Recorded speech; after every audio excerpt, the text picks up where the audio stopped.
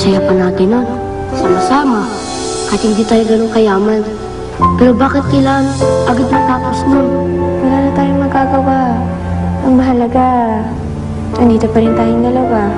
Kahit wala na si Nainay at saka si Itay. Basta, ipangako mo sa akin, ha? Hindi mo ko iiwan kahit anong mangyari.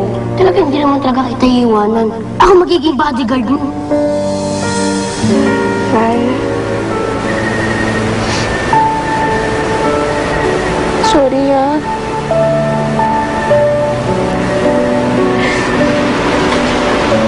Napapahamak ka dahil sa akin.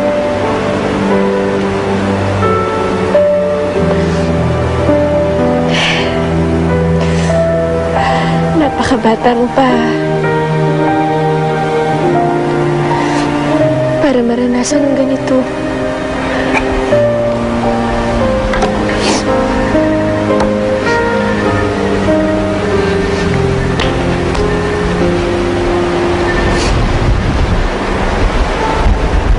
Jessa? Jessa, bakit ka lumuluha? Naawa kasi ako kay Val, eh.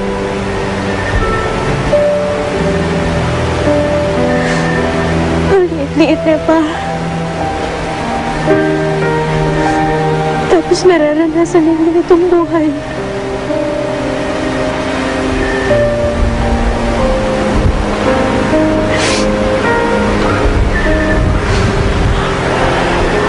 Nangako kay Inay at saka Itay.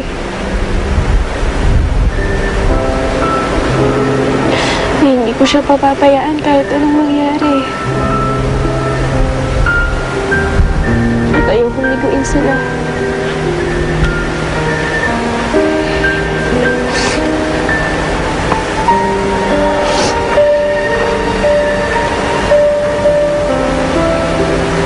Hindi mo sila bibiguin, Jessa. Kasama mo akong mag-aalaga kay Val.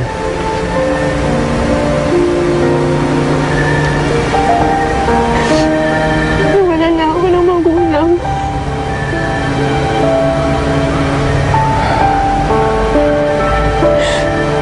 Hindi ko alam kung kaya ko malayo si Val sa akin.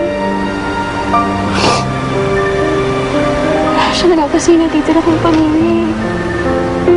Hindi ko pa hihintulutan na mangyari yun. Gagawin ko ang lahat ng paraan para may pagtanggol kayo kay Homer.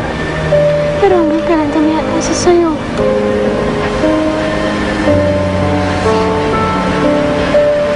Gusto ko natigilan lahat ng pag-aalala. Mas matatahimik siguro kami kung pamayag ako magpakasal kay Homer.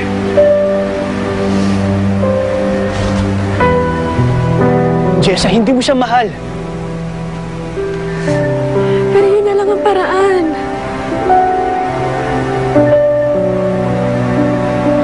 Ako na lang siguro yung dapat magsikripisyo, eh. Kaya magpapakasal ako kay Homer. Jessa, makinig ka sa akin. Mali ang iniisip mong gusto mong gawin. Hindi yan ang kasagutan sa lahat ng problema mo. Pero ano, Dakila? Nahihirapan na ako. Wala nang ibang paraan. Wala na. Ayoko namang makita ulit yung kapatid ko na nasa peligro.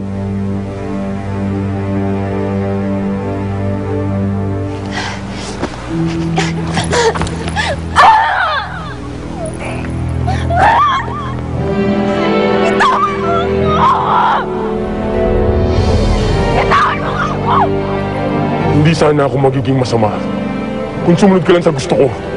Sumunod? Hindi kita mamahalin kahit kailan. Nakikita pa lang kita bumabalik na din sigmura ko! Hindi na sana kita binuhay pa.